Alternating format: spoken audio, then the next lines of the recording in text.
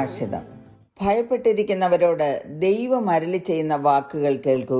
യെശയ്യാപ്രവചനം 8-ാം അധ്യായത്തിന്റെ 12-13 വാക്യങ്ങൾ. ഈ ജനം കൂട്ടുകെട്ട് എന്ന് പറയുന്നതിനൊക്കെയും കൂട്ടുകെട്ട് എന്ന് നിങ്ങൾ പറയരുത്.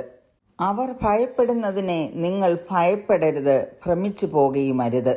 സൈന്യങ്ങളുടെ യഹോവയെ ശുദ്ധീകരിപ്പീൻ, അവൻ തന്നെ നിങ്ങളുടെ ഭയവും നിങ്ങളുടെ ഭീതിയും ആയിരിക്കട്ടെ.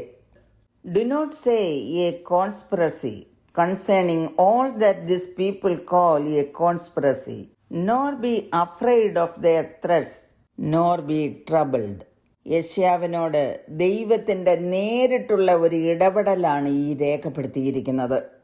എന്തുകൊണ്ടാണ് ദൈവം അങ്ങനെ ഇടപെട്ടതെന്ന് 11-ാം വാക്യത്തിൽ നിന്ന് മനസ്സിലാക്കാം. ഞാൻ ഈ ജനത്തിന്റെ വഴിയിൽ നടക്കാതിരിക്കേണ്ടതിന് എനിക്ക് ഉപദേശിച്ചു തന്നു എന്ന്. യഹൂദാജനം ദൈവത്തെ വിട്ട് പാപവഴികളിലും വിഗ്രഹാരാധനയിലും പൊയ്ക്കൊണ്ടിരിക്കുമ്പോൾ അവരെ ദൈവത്തിങ്കിലേക്ക് മടക്കി വരുത്തുവാൻ യെശയ്യാവിൽ കൂടെ ദൈവം അവരോട് സംസാരിക്കുന്നു.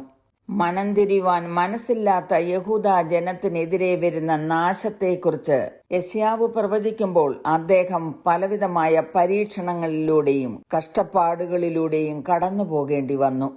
യഹോവ ബലമുള്ള കൈകൊണ്ടെന്നെ പിടിച്ചു എന്നോട് അരുളി ചെയ്തു എന്നെഴുതിയിരിക്കുന്നു. ദൈവത്തിന്റെ സാന്നിധ്യം അനുഭവിച്ച് ശക്തനായി തീരുവാൻ യെശയ്യാവിന് കഴിഞ്ഞു. ജനങ്ങളുടെ ഇടയിൽ നടക്കുന്ന കൂട്ടുകെട്ടുകളിലും സഖ്യങ്ങളിലും ഗൂഢാലോചനയിലും ഭയപ്പെട്ടു പോകരുത് എന്നുള്ള മുന്നറിയിപ്പ് നൽകി.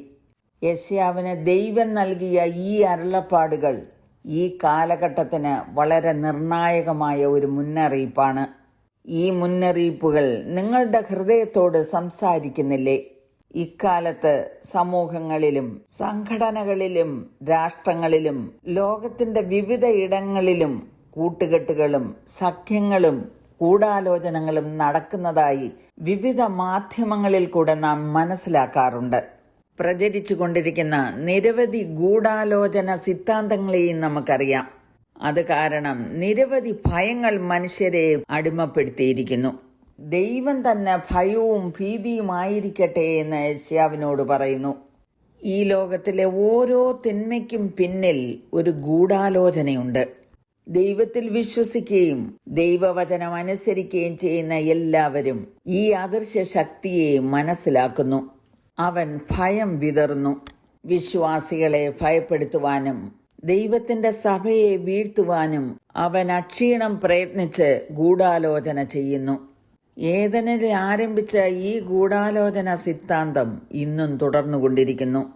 എന്നാൽ യേശു കർത്താവ് അവന്റെ ആയുധവർഗം വെപ്പിച്ച് ക്രൂശിൽ അവരുടെ മേൽ ജയോത്സവം കൊണ്ടാടി. യേശു ക്രിസ്തുവിന്റെ രക്തത്താൽ വീണ്ടെടുക്കപ്പെട്ട ഒരു ദൈവ പൈതലിന് ദൈവത്തിന്റെ സാന്നിധ്യം അനുഭവിച്ചറിയുവാൻ കഴിയും. ദൈവത്തെയും ദൈവത്തിന്റെ മഹത്വത്തെയും കുറിച്ച് നാം ശരിയായി ചിന്തിച്ചാൽ നമ്മളിൽ ഉളവാക്കുന്ന സകല ഭയവും ഇല്ലാതായി പോകും. ദൈവത്തിനും ദൈവവചനത്തിനും വിരോധമായി നിൽക്കുന്ന യാതൊരു കൂട്ടുകെട്ടിലും സഖ്യത്തിലും രഹസ്യ അജണ്ടയിലും നാം അകപ്പെട്ടു പോകരുത്.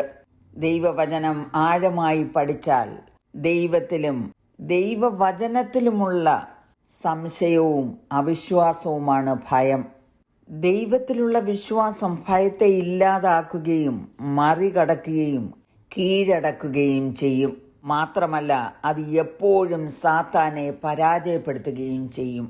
ദൈവത്തിലും അവിടുത്തെ വചനത്തിലുമുള്ള വിശ്വാസം നമ്മെ ബന്ധനത്തിൽ നിന്നും കുറ്റബോധത്തിൽ നിന്നും ശിക്ഷാവിധിയിൽ നിന്നും സ്വതന്ത്രരാക്കുന്നു. ഭയം എന്നത് വിപരീത വിശ്വാസമോ വിശ്വാസത്തെ മലിനമാക്കുന്നതോ ആകുന്നു. നമ്മുടെ സാഹചര്യങ്ങൾ ദൈവത്തെക്കാൾ വലുതാണെന്ന് നാം വിശ്വസിക്കുമ്പോഴാണ് ഭയമുണ്ടാകുന്നത്. ഭയം നമ്മുടെ ഉത്കണ്ഠയുടെ അതിരുകടന്ന തലങ്ങളിലേക്ക് നമ്മെ തള്ളിവിടുന്നു. അതിനാൽ ആശ്വാസത്തിനായി നാം പലപ്പോഴും ഗൂഢാലോചനകളിലൂടെ ഉത്തരങ്ങൾ തേടുന്നു. എളുപ്പ വഴികൾ ആലോചിക്കുന്നു. സത്യമെന്താണെന്നറിയാതിരിക്കുമ്പോൾ അഭ്യൂഹങ്ങൾക്ക് വഴിയൊരുക്കുന്നു. എന്നാൽ ക്രിസ്തുവിൽ വിശ്വസിക്കുന്ന ഒരുവന് ഭയത്തോടെ ജീവിക്കുവാൻ വിളിക്കപ്പെട്ടിട്ടില്ല. നമ്മളിൽ കർത്തൃത്വം നടത്തുന്നത് ആരാണെന്നുള്ള ബോധ്യം നമുക്കുണ്ടായിരിക്കണം. നമ്മുടെ രക്ഷകനും ദാതാവുമായ കർത്താവിൻ്റെ കരങ്ങളിലാണ് നാം. അങ്ങനെ വിശ്വസിക്കുന്നവരാണ് പറയുന്നത്, യഹോവ എൻ്റെ വെളിച്ചവും എൻ്റെ രക്ഷയുമാകുന്നു, ഞാൻ ആരെ ഭയപ്പെടും? യഹോവ എൻ്റെ ജീവന്റെ ബലം, ഞാൻ ആരെ പേടിക്കും?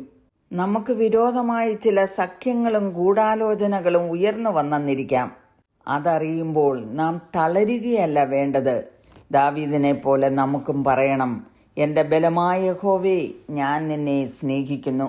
യഹോവ എൻ്റെ ശൈലവും എൻ്റെ കോട്ടയും എൻ്റെ രക്ഷകനും എൻ്റെ ദൈവവും, ഞാൻ ശരണമാക്കുന്ന എൻ്റെ പാറയും എൻ്റെ പരിചയും എൻ്റെ രക്ഷയായ കൊമ്പും എൻ്റെ ഗോപുരവും ആകുന്നു എന്ന്. അതോടൊപ്പം ദൈവത്തിനും ദൈവവചനത്തിനും വിരോധമായിട്ടുള്ള യാതൊരു കൂട്ടുകെട്ടും സഖ്യങ്ങളും ഗൂഢാലോചനകളും നമ്മുടെ ജീവിതത്തിൽ ഉണ്ടാകാതിരിപ്പാൻ കൂടുതലായി ദൈവത്തിൽ ആശ്രയിക്കുകയും വിശ്വസിക്കുകയും ചെയ്യണം. എഫെസ്യർ 6:11 എഴുതിയിരിക്കുന്നത് പോലെ പിശാചിന്റെ തന്ത്രങ്ങളോട് എതിർത്ത് നിൽപ്പാൻ കഴിയേണ്ടതിന് ദൈവത്തിന്റെ സർവായുധവർഗം ധരിച്ചുകൊള്ളുവീൻ. കരുണയുള്ള പിതാവേ, അങ്ങയ്ക്കോ അങ്ങയുടെ വചനത്തിനോ വിരോധമായി യാതൊരു കൂട്ടുകെട്ടിലും ഏർപ്പെടുവാൻ അടിയങ്ങൾക്ക് ഇടയാകരുതേ എന്ന് യേശുക്രിസ്തുവിന്റെ നാമത്തിൽ അപേക്ഷിക്കുന്നു. കേൾക്കണമേ. ആമേൻ. നിന്റെ പ്രശ്നങ്ങൾക്ക് പരിഹാരമുണ്ട്. പരദേശിയെ, നിന്റെ പ്രശ്നങ്ങൾക്ക് ഉത്തരമുണ്ട്. വിശ്വാസിയെ, നിന്റെ പ്രാർത്ഥനയ്ക്ക്